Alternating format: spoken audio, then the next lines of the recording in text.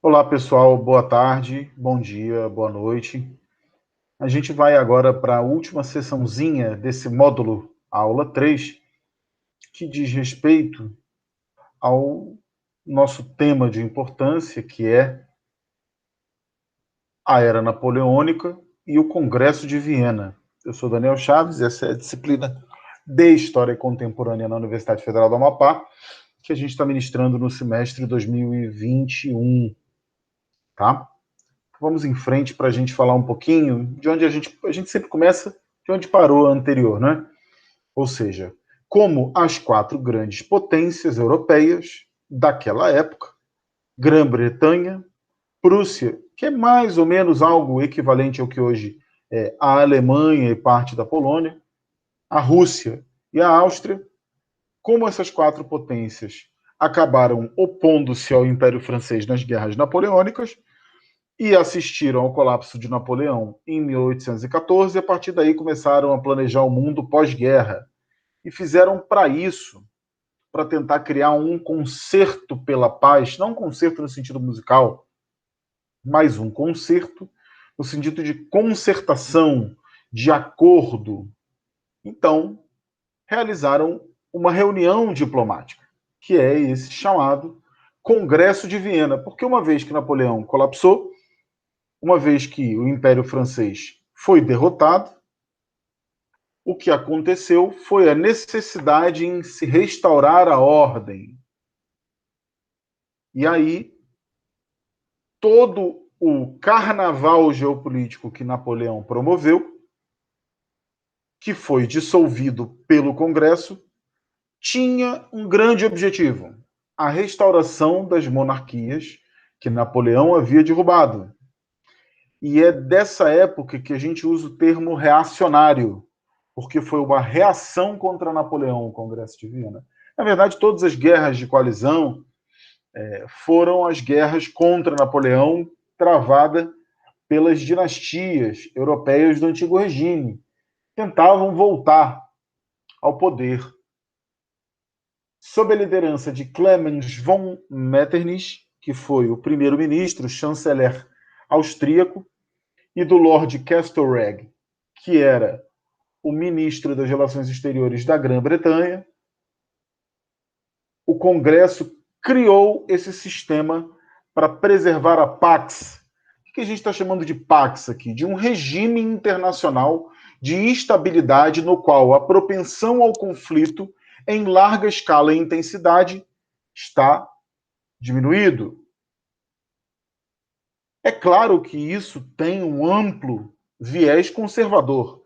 E não é à toa que a historiografia em geral é crítica quanto ao Congresso, por causar, em virtude desta ideia de paz, uma supressão subsequente dos movimentos nacionais e liberais, sendo um movimento em benefício dos monarcas tradicionais, dos fósseis ambulantes do antigo regime.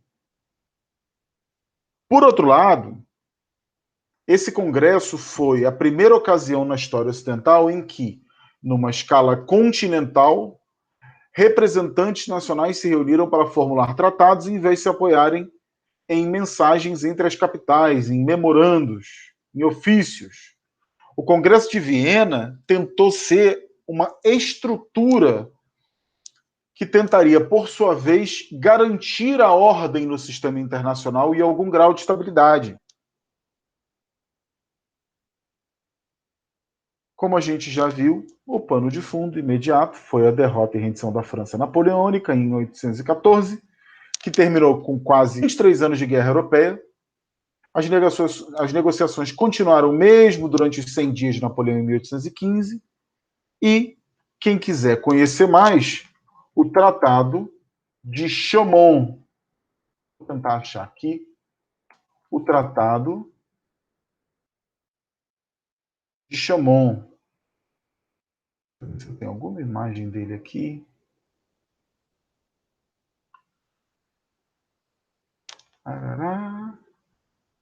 Eu acho que eu tenho, viu? Deixa eu pegar o endereço, copiar aqui. Olha aqui, olha, um tratado em união, concertação e subsídio entre a Majestade Britânica e a Majestade e o Imperador de todas as Rússias. Olha que legal. Documento bem antigo. Tudo bem? Vamos voltar ao conteúdo. Então, fixando mais uma vez, o Congresso de Viena foi essa conferência diplomática internacional, talvez a mais importante da história europeia, visando reconstruir a ordem política após a queda de Napoleão I. Foi mantida em uma reunião de embaixadores, presidido pelo estadista austríaco Clemens von Metternich, e mantidos em Viena durante 1814, de novembro a 1815, com o objetivo de fornecer um plano de paz de longo prazo para a Europa, resolvendo questões críticas decorrentes das guerras revolucionárias francesas e das guerras napoleônicas. Não apenas restaurar as antigas fronteiras, mas redimensionar os poderes principais para que pudessem se equilibrar e se manter em paz. Mas, fundamentalmente, os liberais conservadores do Congresso buscaram, os líderes, conservadores do Congresso, buscaram restringir ou eliminar o republicanismo que a Revolução havia derrubado. Ou seja, o Congresso de Viena não era só uma tentativa, número 1, em fazer com que as monarquias voltassem, o antigo regime ganhasse sobrevida. O Congresso de Viena é isso, e é, número 2, também uma forma de tentar restaurar as antigas fronteiras. E, número 3, restringir ou eliminar o republicanismo. Uma ameaça ao antigo regime. Ok? Essa é uma síntese que eu preparei para vocês dos princípios do Congresso de Viena. O princípio de solidariedade entre as grandes potências, visando a proteção mútua dos interesses principescos de ideias e movimentos revolucionários.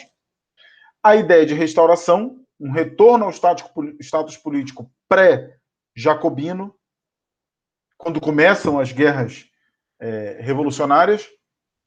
E, principalmente, a restauração da legitimidade, o reconhecimento da validade do sistema dinástico do antigo regime. Esses eram princípios, os 3 princípios, no meu entendimento, fundamentais para falar no Congresso de Viena. Ok? O conceito de legitimidade aqui denota a liquidação desse sistema napoleônico e a tentativa de restabelecimento das antigas dinasties, como os Bourbon, por exemplo, na França. É claro que essa restauração não deveria ir tão longe, mas focado em larga medida em garantir o que seria o restabelecimento dessas dinastias para que não só a Revolução Republicana, o impulso liberal republicano, que era um grande oponente do antigo regime, o primeiro grande oponente do antigo regime, fosse freado, como também um freio aos movimentos nacionais para garantir essa ordem imperial, essa ordem dinástica, baseada em uma forte autoridade monárquica. E, por outro, garantir com que todos os países conseguissem permanecer cada qual dentro da sua esfera de influência e de competência. Como resultado das campanhas de Napoleão pela Europa, as fronteiras dos estados, como a gente já viu, foram alteradas. Eu vou mostrar para vocês aqui, olha, como a questão das fronteiras era importante. Essas são as fronteiras que visavam ser restauradas em 1814. Olha como houve uma grande confusão fronteiriça na Europa nesse contexto. Muito grande. Então, fazer com que...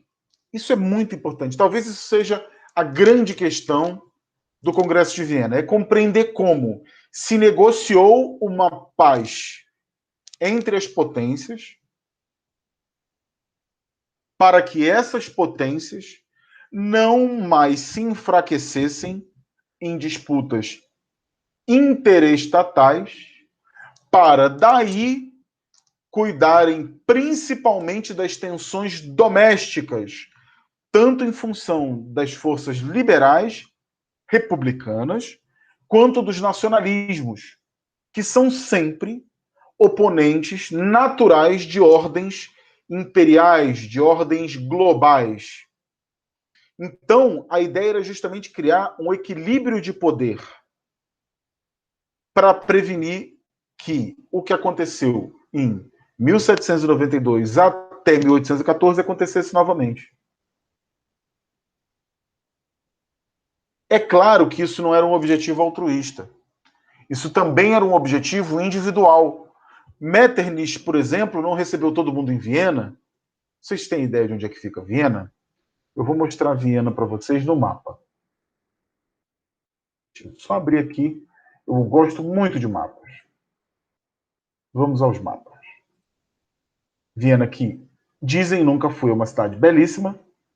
Como vocês podem ver aqui, ela fica às margens do rio Danúbio. Tá legal?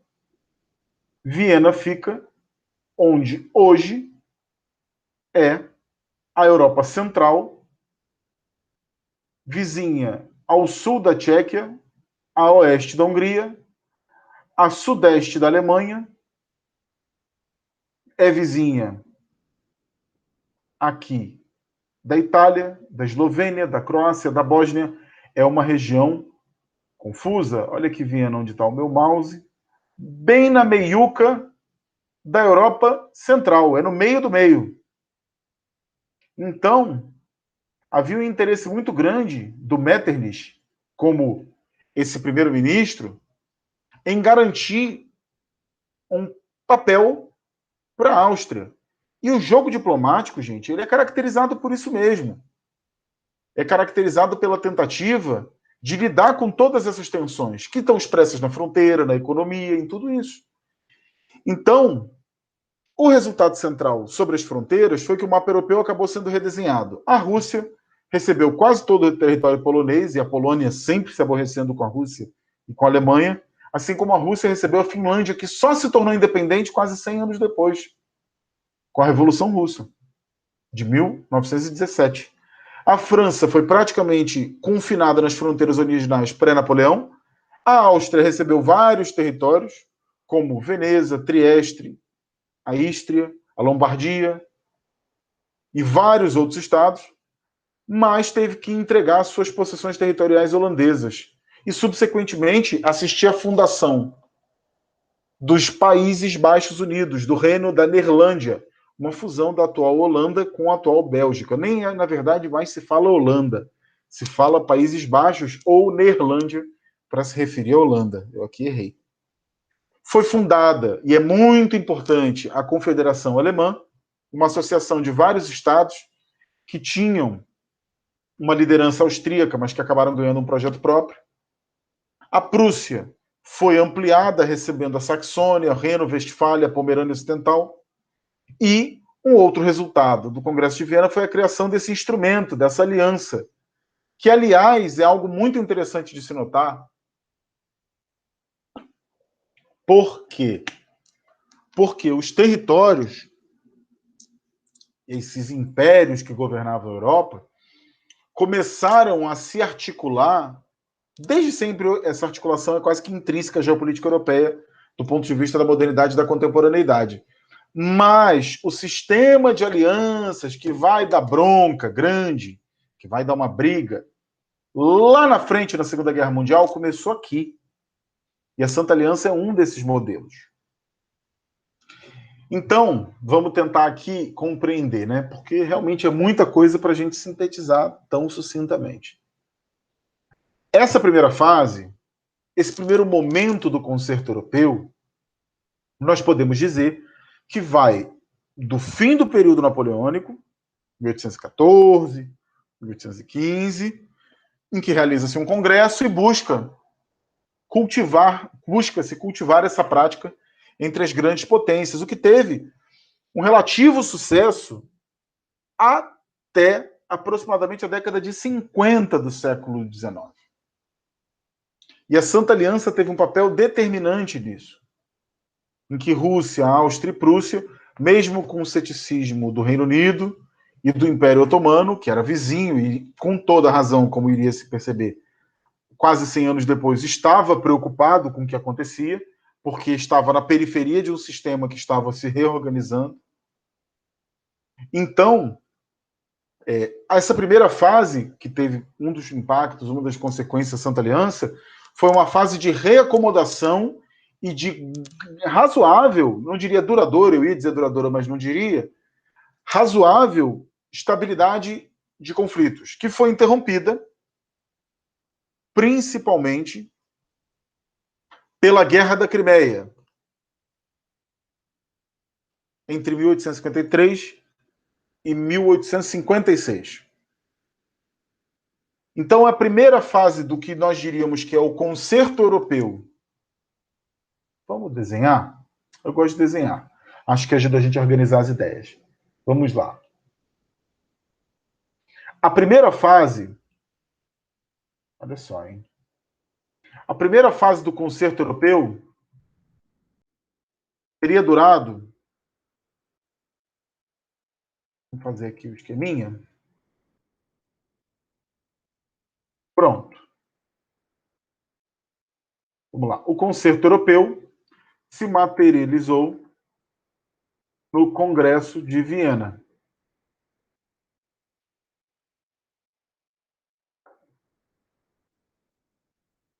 Ok?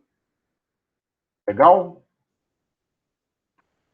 E essa materialização no Congresso de Viena, por sua vez, deu origem não só à Santa Aliança e outras alianças,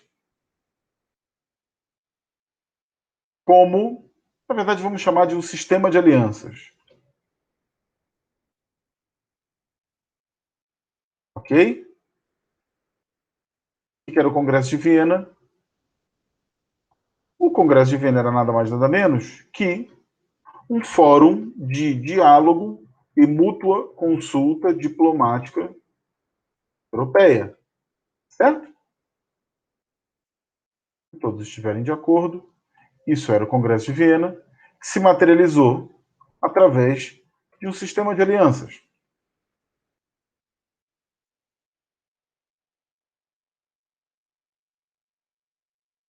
Pois bem, se materializando através de um sistema de alianças,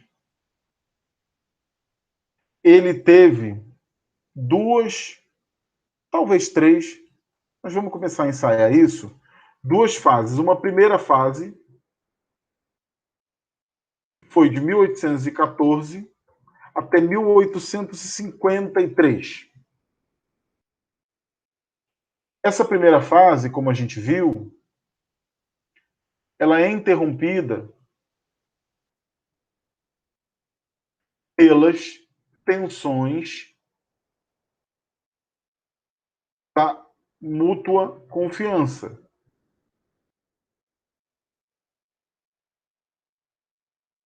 E a segunda fase do Congresso de Viena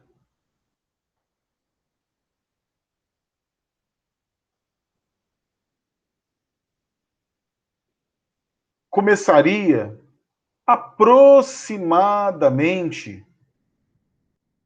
e o Otto von Bismarck, que era um chefe de Estado importante, a gente vai tentar trabalhar esse conteúdo rapidamente, com a unificação alemã, e todo esse contexto da segunda metade do século XIX, das novas potências europeias, né? Vamos dizer que essa segunda fase vai até 1914.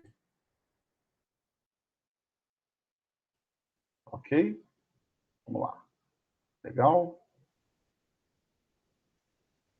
Como consequência aqui, nós temos uma paz europeia, ou Pax Europeia.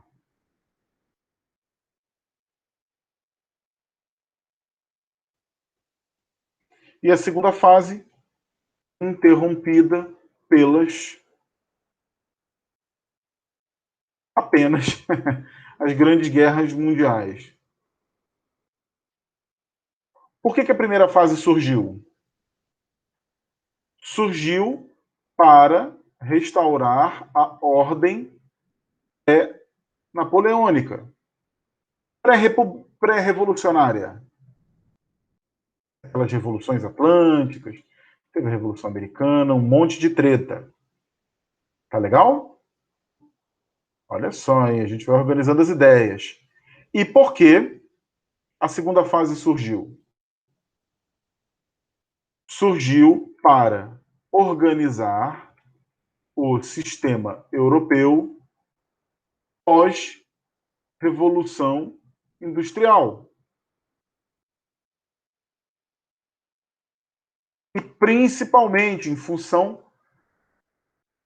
de um novo momento para a Europa, que na verdade poderia até não ser interpretada como tão novo assim, mas a forma cuja qual a coisa se desenvolveu era assim nova, que era o imperialismo, uma nova moda na Europa, que a gente vai ver lá na frente. E o Congresso de Viena foi super importante.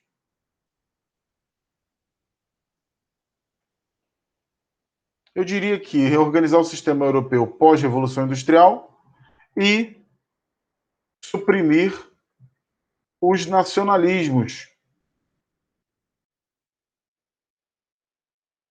Beleza? Legal, ó.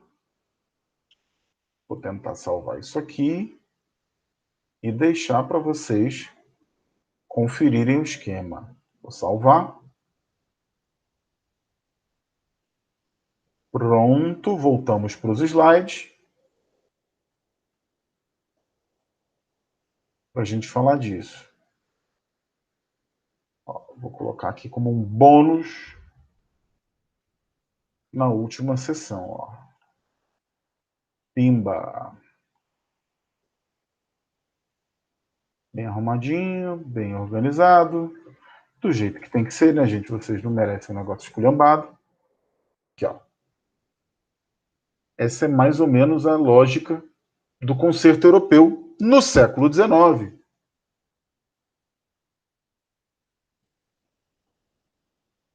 Beleza? Vou arrastar isso aqui para cá.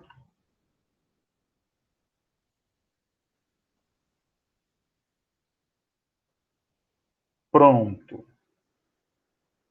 Voltamos para a apresentação. É claro, a gente já falou que o Congresso de Viena ele tinha limites práticos. Apesar de ter conseguido com relativo sucesso manter essa ordem, ele não conseguiu suprimir por completo a consciência nacional. Esse não foi um objetivo possível. Muito pelo contrário. Foi um objetivo parcialmente realizado. Por que parcialmente realizado? Porque várias revoluções e levantes ocorreram repetidamente em meados do século XIX, sem conseguir impedir esse progresso revolucionário, que foi parcialmente suprimido. Especialmente as revoltas entre algo aproximado de 1850, foram 30, as ondas liberais de 20, 30 e 40, e no início dos anos 50 do século XIX foram determinantes para entender os limites. Então o Congresso de Viena, de certa forma, subestimou a capacidade do povo em fazer essas revoluções acontecerem. Napoleão teve um papel importante nisso, as revoluções tiveram um papel importante nisso. Uma outra coisa que freou um pouquinho os resultados do Congresso de Viena foi essa imagem de harmonia que muitas vezes não aconteceu. Foi nada mais, nada menos do que um otimista. Haviam vários conflitos de interesse entre os negociadores. E muitos interesses individuais. Então, essa ideia idílica de Congresso de Viena foi um sucesso completo, ela é um voto de boa esperança, porque, em certos limites, o Congresso de Viena teve resultados precários. Ou resultados apenas interessantes em algumas partes. Quando a França, por exemplo, vai para o Congresso de Viena, o que surpreende, mas vai dentro do contexto da restauração borbônica, ela não vai para pura e simplesmente garantir um altruísmo político. Ela vai para o Congresso de Viena com o objetivo de dizer, olha, Napoleão foi um acidente, a Revolução foi um acidente, estamos aqui de volta e queremos a nossa legitimidade. Muito mais envolvido numa certa razão de Estado do que especificamente numa ideia romanticamente apropriada.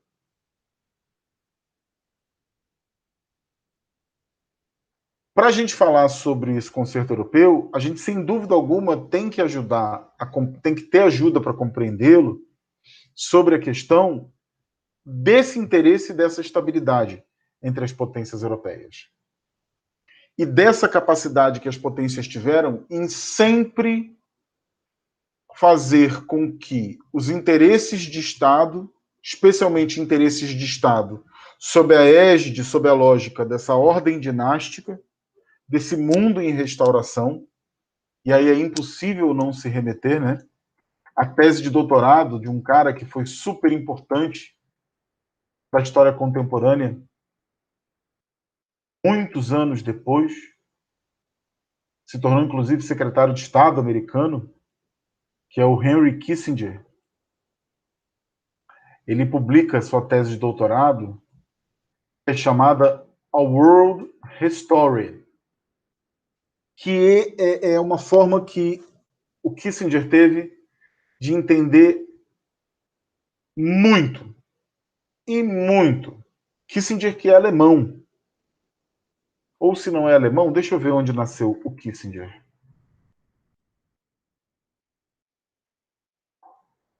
E isso, o Kissinger é alemão, naturalizado americano. Ele nasceu na década de 20, segundo as minhas fontes digitais aqui, cantando na minha orelha, e o Kissinger é um cara que fugiu com a sua família judia do Holocausto, né, da catástrofe que foi, e se instalou nos Estados Unidos e se naturalizou americano. Nasceu, inclusive, não Henry, mas Heinz Kissinger. Então, Kissinger, como um historiador internacionalista, ele está preocupado exatamente em entender os problemas da paz. E ao entender os problemas da paz, ele entendeu muito claramente que o grande objetivo do Congresso de Viena era em restaurar a paz. A ideia era sempre tentar, mesmo na primeira fase, com o Concerto Europeu do Congresso de Viena, mesmo com a segunda fase, especialmente com a Conferência de Berlim, as conferências de Haia, a ideia era garantir um regime de estabilidade global centrado na Europa. Era uma tentativa, portanto, de uma imposição de uma paz hegemônica e conservadora, tanto contra revolucionários quanto nacionalistas, e fundamentalmente em um consórcio de interesses europeus. Esse consórcio de interesses europeus, a gente vai ver também mais adiante, quando a gente for falar das guerras mundiais, ele chegou a um limite em 1914, quando essa ideia de uma ordem europeia estabilizada em consórcio, num condomínio de nações, se tornou incapaz de lidar com tanto o colapso otomano nos Balcãs, ou com o sistema de alianças que começou a conflitar, a Tríplice Aliança e a Tríplice Entente, e o sentimento de líderes civis e militares, de certos líderes populistas da época, nacionalistas, que tinham a ideia de que a guerra era, de certa forma, inevitável. Era um teste de potência das nações que não, no momento de certa arrogância do sistema europeu, julgou não ser mais tão necessário manter esses requintes diplomáticos e ir para o pau, ir para o cacete. Então o nacionalismo ele desempenhou um papel importante na queda tanto da primeira quanto da segunda fase. Particularmente na queda da primeira fase, o nacionalismo estava em oposição quase direta às funções cooperativas do Congresso, resultando em estados que não tinham mais essa percepção condominial sobre o Congresso de Viena, sobre o concerto europeu, que a gente chama de decorrência do concerto, o concerto da Europa como uma decorrência do Congresso de Viena. E essa Europa que, como a gente vai ver, não só ao longo de todo o século XIX, mas especialmente no início do século XX, tornou muitas coisas muito difíceis e fez com que a instabilidade da manutenção da ordem, à luz da ganância das suas potências e dos seus interesses interimperiais, inclusive transcontinentais, ajudassem e sejam o que boa parte dos historiadores contemporâneos assumem como parte fundamental dos motivos pelos quais a raça humana, a espécie humana, entrou no maior banho de sangue da história das civilizações, que foi o período entre 1914 e 1946. Mas isso a gente vai ver com calma depois. O saldo disso, o saldo do estudo sobre o Congresso de Viena e o Concerto Europeu é, sem dúvida alguma, a observância dessas diversas tentativas que são típicas da contemporaneidade em criar um sistema estável de governança para o sistema internacional. O que, salvo momentos muito pontuais, quase nunca conseguiu se manifestar em resultado prático. Ok, pessoal? Um grande abraço para vocês. Por agora é só e a gente se vê na próxima aula. Tchau, tchau.